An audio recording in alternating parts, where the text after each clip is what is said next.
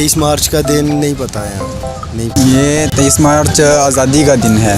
जहन में नहीं आ रहा अभी मेरे। थोड़ी सी इन्फॉर्मेशन है, मुझे इतना नहीं पता वैसे। करारदाद मंजूर हो 23 मार्च ਨੂੰ है क्यों है सर मुझे नहीं पता।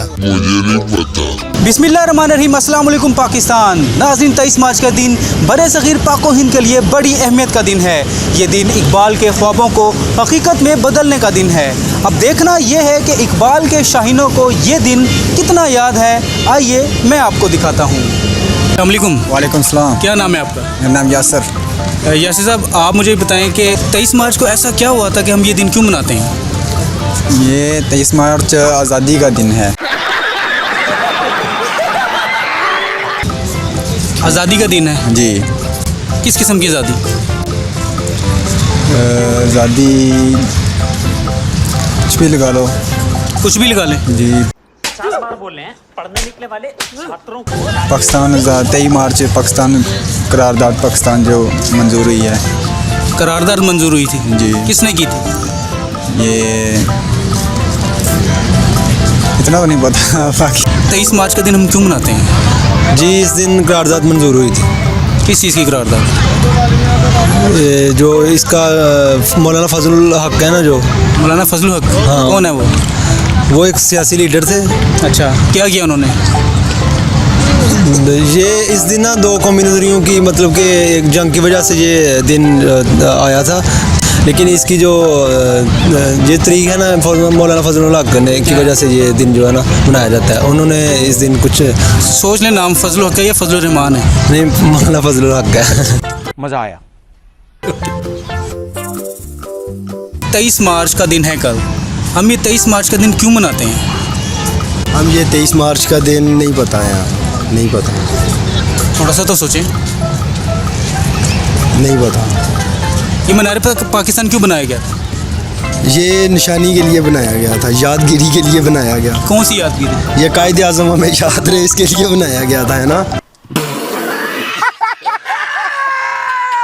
नहीं, कायदे आज़म के अलावा और भी बड़ी शख्सियात हैं, उनके लिए भी उनके लिए भी बना सकते थे हम।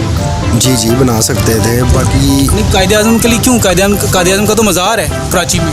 तो ये तो उन्होंने हमारे मुल्क की निशानी दी है ना कि पाकिस्तान जिंदाबाद। ये इस वजह से उन्होंने बनाया कि हमारा झंडा कायम रहे। इस वजह से ये मीनार पाकिस्तान बनाया गया।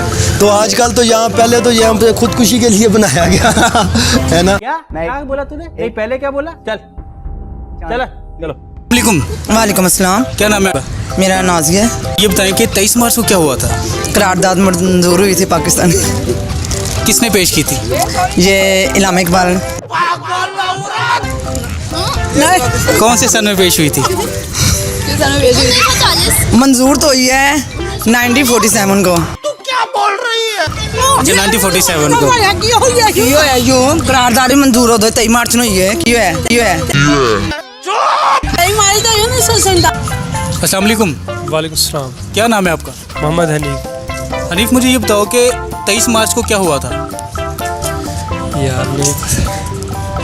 मौलाना फजलुर रहमान पैदा हुए थे? पैदा हुए थे। फौत कब हुए? इसका नहीं पता। पाकिस्तान कब आज़ाद हुआ था? इसका भी नहीं पता।